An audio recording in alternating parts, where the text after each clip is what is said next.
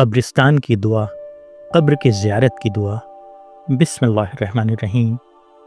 السلام علیکم اہل الدیار من المؤمنین والمسلمین وَإِنَّا إِن شاء اللہ بکم لاحقون نسأل اللہ لنا ولکم العافیہ۔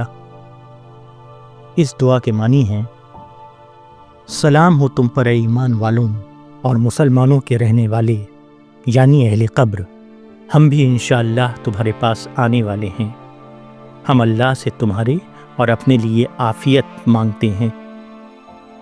یہ دعا اپنے صحیح سند کے ساتھ مسلم میں درج ہے۔ اس کی روایت حضرت عائشہ صدیقہ رضی اللہ تعالیٰ عنہ اور حضرت ابو ہریرہ رضی اللہ تعالیٰ عنہ سے ملتی ہے۔ ہمیں جب بھی ہم قبرستان جائیں یا قبر کی زیارت کریں تو اس دعا کو ضرور پڑھنا چاہیے۔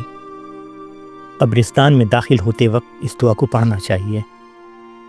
قبر والوں کو سلام کرنے سے ان کو سکون اور رحمت ملتی ہے۔